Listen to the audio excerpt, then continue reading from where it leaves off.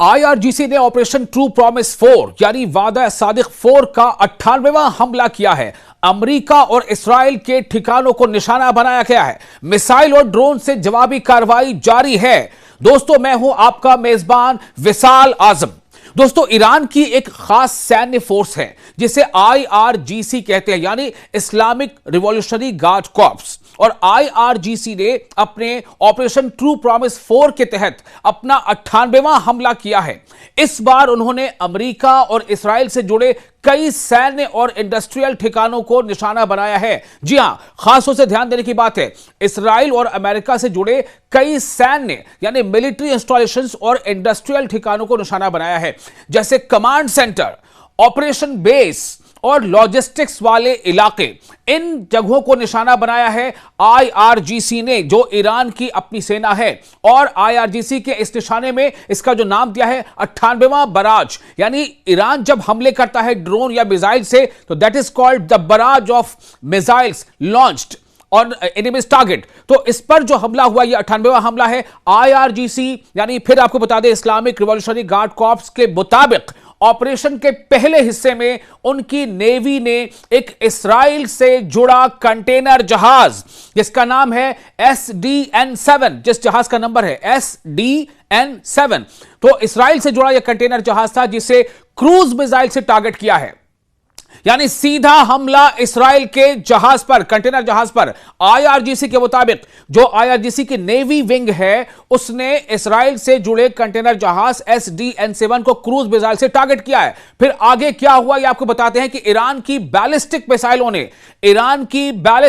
ने तेल अवीव के उत्तर और दक्षिण हिस्सों, तेल अवीव जो एक बड़ा प्रमुख शहर है इस्राएल का, उसके नॉर्थ में भी और साउथ में भी, हाइफा के अहम ठिकानों, हाइफा एक अलग शहर है, वहां भी कई अहम ठिकानों पर इसके साथ साथ यानी तेल अवीव, हाइफा और इसके अलावा बीर शेबा की केमिकल फैक्ट्रियों और पेटाह टिकवा, ये एक और शहर है इस्राएल का, पेटाह टिकवा, इस पर ईरान बार बार हमले कर रहा है। पेटाह टिकवा में इस्राएली फोर्स के एक जुटान वाले एरिया पर, जहां पर उनकी असेंबली होती है, जहां पर इस्राएल जो फौज है, जो फोर्स है, वो वहां पर अक्सर इकट्ठा होते हैं, इस मकाम पर हमला किया है। उन्होंने यह भी कहा है कि एक अमेरिकी बड़ा जहाज LHA-7, एक बड़ा जहाज LHA-7, जिसमें 5000 से ज्यादा सैनिक थे, उस पर भी हमला हुआ है और उसे पीछे हटना पड़ा है।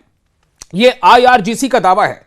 हम बता ये रहे हैं कि आईआरजीसी ने यह दावा किया है, दक्षिणी हिंद महासागर की तरफ इसे पीछे हटना पड़ा है। किसे? एक अमेरिकी जहाज को, जिसमें ईरान के इस न्यूज के मुताबिक, इस न्यूज एजेंसी की खबरों के मुताबिक 5000 से ज्यादा सैनिक थे, जिससे आईआरजीसी का दावा है कि उसकी नेवल विंग ने उस जहाज पर हमले करके उसे पीछे हटने पर मजबूर कर दिया है। इसके अलावा एक ड्रोन बनाने वाला सेंटर जो यूएई यानी मुत्तहिदा अरब अमारात, यूएई को अंग्रेजी में क्या कहते हैं? यूनाइटेड अरब एमिरेट्स, तो यूएई और इस्राएल मिलकर चला रहे थे, उसे भी निशाना बनाया गया है, चूंकि उसमें इस्राएल का भी अपना इन्वेस्टमेंट थी। कुवैत के एक एयरबेस पर खड़े कुछ सैन्य विमान भी हमले के जद में आए हैं। आईआरजीसी ने यह भी कहा है कि उनकी नेवी हॉर्मुज जल डबरू मध्य यानी स्ट्रेट ऑफ हॉर्मुज, जिसे उर्दू में कहते हैं आबनाए हॉर्मुज, और पर्शियन गल्फ यानी खलीजे फारस पर नजर रखे हुए है। और अगर दुश्मन की तरफ से कोई भी हलचल होती है तो वो तुरंत कार्रवाई के लिए तैयार है। तो पूरा जो आपको हम ये मंजरनामा बता रहे हैं वो दरअसल ये है कि 28 फरवरी को अमेरिका और इस्राएल ने ईरान पर अनप्रोवोक्ड हमले शुरू कर दिए थे, यानी बिला इश्तियाल। उसके लिए ईरान की तरफ से कोई उकसावे की कार्रवाई नहीं हुई थी, उसके बावजूद ईरान पर अमेरिका और इस्राएल ने हमले शुरू कर दिए थे 28 फरवरी को, जिसमें ईरान के बड़े अधिकारियों को भी मौतें हुई थी, और उनके जो रहबरे आला आयतुल्लाह अली खामनी, उनकी भी मौत हो गई थी, वो भी शहीद हो गए थे। उसके जवाब में ईरान अब तक 98वीं बार, 98th टाइम, मिसाइल और ड्रोन से जवाबी हमले कर चुका है। साथ ही ईरान ने हॉर्मुज स्ट्रेट यानी आबनाए हॉर्मुज में उन तेल और गैस के जहाजों को रोक रखा है जो दुश्मन देशों से जुड़े हैं, ताकि उस अहम रास्ते की सुरक्षा बनी रहे।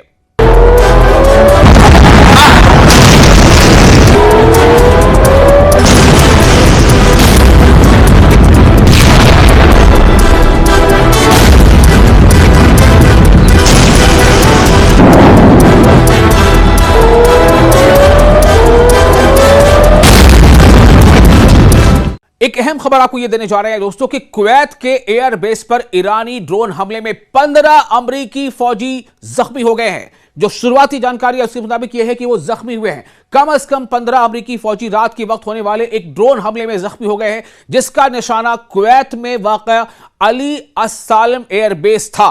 यह हमला भी IRGC की तरफ से किया गया था। दोस्तों, आप देख रहे हैं न्यूज़ 18 का सोशल मीडिया प्लेटफॉर्म। मैं हूं आपका मेजबान विशाल आजम। अमरीकी हुक्काम के मुताबिक यह वाकया वाशिंगटन और तेहरान के दरमियान जारी कशीदगी में एक नुमाया इजाफा जाहिर करता है।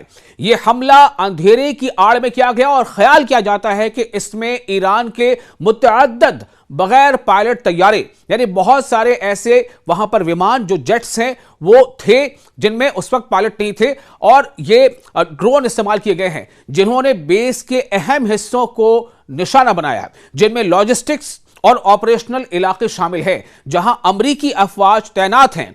बेस पर नस्ब फजाई दिफाई निजाम यानी जो डिफेंस सिस्टम है, उन्होंने कई आने वाले ड्रोन्स को मार गिराया, जिससे बड़े पैमाने पर नुकसान और जानी जिया को रोका जा सका।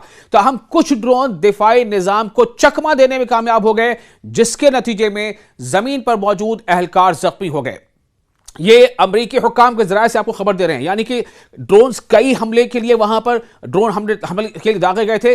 कुछ ड्रोन्स को मार गिराया गया या यूं कह लें इंटरसेप्ट कर लिया गया हवा में ही, लेकिन कई ड्रोन ऐसे थे जो अपने टारगेट तक पहुंच गए और उसने नुकसान पहुंचाया। अमरीकी फौजी हुक्काम के मुताबिक ज्यादातर जख्मी फौजियों को मामूली नौयत की चोटें आई हैं, जो उनका कहना है, ये उनका वर्जन है, लेकिन यह खबर है कि वो जख्मी हुए और इब्तदाई तिब्बी इमदाद के बाद वो दोबारा ड्यूटी पर वापस भी आ चुके हैं, ऐसा उनका कहना था। लेकिन ईरान बार बार यह एहसास दिला रहा है कि अमेरिका का कोई भी एयरबेस जो खलीजी ममालिक में किसी भी मुल्क में हो, चाहे UAE में हो, चाहे सऊदी अरब में हो, चाहे बहरेन में हो, चाहे कतर में हो, चाहे वो जॉर्डन में हो या चाहे कुवैत में हो, हर जगह पर वो हिट कर सकता है और उसने करके दिखा दिया। जो खबरें अभी आ रही हैं, जो इस बेस पर हमला किया गया उसमें कुछ फौजी अब भी जेर निगरानी है, यानी कि कुछ फौजी जो जख्मी थे उन्हें ड्यूटी पर वापस लाया गया है, जैसा कि फौजी हुक्काम का कहना है, अमरीकी फौजी हुक्काम का। लेकिन कुछ अभी भी ऑब्जर्वेशन में, यानी कि उनको गहरी चोट आई है, तहम उनकी हालत मुस्तकम बताई जा रही है। अली अस्सालम एयरबेस खलीजी खित्ते में यानी खाड़ी के इस पूरे एरिया में अमरीकी फजाइया के ऑपरेशंस का एक अहम मरकज है। अमरीकी फिजाइया यानी कि अमरीकी एयरफोर्स, जहां हालिया दिनों में अमरीका और ईरान के दरमियान बढ़ती हुई कशीदगी के बायस हाई अलर्ट जारी था। यह बेस निगरानी, फिजाई नक्ल हरकत और इलाकाई ताकत के इजहार में अहम किरदार अदा करता है। अमरीकी सेंटकॉम, यानी जिसे शॉर्ट पे सेंटकॉम कहा जाता है, दरअसल ये पूरा नाम है अमरीकी सेंट्रल कमांड। तो अमरीकी सेंट्रल कमांड के एक स्पोक्स पर्सन ने इस बात की पुष्टि की है, इस बात की तस्दीक की है कि 6 अप्रैल तक ईरान के साथ जारी तनाज़े से मुतालिक मुख्तलिफ वाक़यात में कुल मिलाकर 373 अमरीकी फौजी जख्मी हो चुके हैं। जी, ये खुद सेंटकॉम के स्पोक्स पर्सन कह रहे हैं कि कुल मिलाकर 373 अमरीकी फौजी जख्मी हो चुके हैं। अब आप सोचें, अगर वो हकीकत बयानी कर रहे हैं तो फिर आंकड़ा क्या है 373, या अगर इसके अलावा भी कुछ जानकारी है जो सेंटकॉम शायद किसी मसले से सामने नहीं ले रहा है, तो आप अंदाजा कर सकते हैं कि इसकी तादाद कितनी हो सकती है। इन जख्मियों की वजह से, इन जख्मियों की जो वजह है वो ड्रोन और मिसाइल हमले हैं, बिलवास्ता फायरिंग और मशरिक़ वस्ता यानी मिडिल ईस्ट के मुख्तलिफ इलाकों में दीगर दुश्मनाना कार्रवाइयां हैं। अगरचे ईरानी हुक्काम ने इस ताज़ा हमले की बाज़ाब्ता जिम्मेदारी कबूल नहीं की है, ताहम अमरीकी दिफाई ज़राया ने इंटेलिजेंस रिपोर्ट्स और इस्तेमाल होने वाले ड्रोन सिस्टम्स की पेचीदगी की बुनियाद पर इसका जिम्मेदार तेहरान के हिमायत याफ्ता अनासिर को ठहराया है। यह वाक़या हालिया हफ्तों में इराक, शाम यानी सीरिया, खलीजी खित्ते में अमरीकी ठिकानों पर होने वाले ऐसे ही हमलों के सिलसिले का हिस्सा है।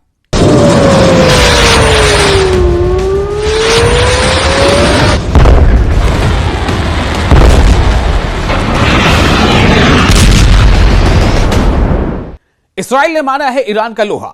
साबिक सिक्योरिटी एडवाइजर ने ईरान की तारीफ की है। ईरान ने बहुत तेजी और मौसर तरीके से की है क़यादत की मुंतकली, यानी जो ट्रांसफर ऑफ लीडरशिप है। सियासी निजाम में नहीं पैदा हुआ कोई खला। जवाबी कार्रवाई में ईरान ने दिखाई भरपूर ताकत। दोस्तों, मैं हूं विशाल और आप देख रहे हैं न्यूज़ 18 का सोशल मीडिया प्लेटफॉर्म। ये जो तारीफी कलमात आपने सुने, ये कोई और नहीं बल्कि एक टॉप इस्राएली अहलकार कह रहा है। जी हां, आपने सही सुना, टॉप इस्राएली अहलकार कह रहा है। और वो क्यों कह रहा है, दरअसल पहले आपको पूरी तफसील बताते हैं। पहले आपको बता दें कि वो शख्स कौन है, और उस शख्स का नाम है तजाखी हैंगबी। क्या नाम है? तजाखी हैंगबी, जो 2023 से 2025 तक इस्राएली हुकूमत के नेशनल सिक्योरिटी एडवाइजर रहे, उन्होंने हाल ही में ईरान की कुछ बड़ी कामयाबियों का जिक्र किया है, खास तौर पर इस जंग के बाद जो अमेरिका और इस्राएल की तरफ से फरवरी के आखिर में यानी 28 फरवरी को जो जंग की शुरुआत की थी अमेरिका और इस्राएल ने ईरान पर हमला करके। एक रिपोर्ट के मुताबिक हैंगबी ने पहले तो इस्राएल की कुछ हिकमत अमली की कामयाबियों का जिक्र किया, लेकिन उसके बाद उन्होंने यह भी माना कि ईरान ने भी इस जंग में काबिल जिक्र कामयाबियां हासिल की हैं। अब आप सोचें, एक ऐसा शख्स जो इस्राएल के ताकतवर लोगों के में शुमार रहा है, जो 2023 से 2025 तक सिक्योरिटी एडवाइजर रहा है, वो ये बात कह रहा है, वो तारीफ कर रहा है ईरान की। उनके मुताबिक सबसे बड़ी कामयाबी यह थी कि ईरान ने अपनी क़यादत को, जो लीडरशिप होती है, उसे बहुत तेजी से मुंतकिल किया। क्योंकि आपको पता है कि पहले ही हमला जो किया गया था 28 फरवरी को, यूएस और इस्राएल ने हमला किया था, ईरान पर हमला किया था। उस पहले ही हमले में जो आयतुल्लाह अली खामनी थे, सरबराह रहबर आला, उनकी वो शहादत हो गई थी, और टॉप लीडरशिप जो है मिलिट्री की या पॉलिटिकल वो भी मारे गए थे। तो उसके बाद जो इस्राएली ये साबिक का जो एडवाइजर है सिक्योरिटी, इनका कहना है कि बड़ी तेजी से ईरान ने अपनी ये इस काम को किया है कि लीडरशिप को मुंतकिल किया, यानी जैसे ही ऊपर की सतह पर नुकसान हुआ फौरन नया लीडर मुंतखब कर लिया गया, जिससे निजाम में कोई खलल नहीं आया। हैंगबी का कहना है कि इस तेज फैसले की वजह से न सिर्फ मुल्क का सियासी ढांचा मजबूत रहा, बल्कि कौमी इत्तेहाद भी कायम रहा। खास बात यह है कि हमलों का निशाना खुद ईरान की आला क़यादत थी।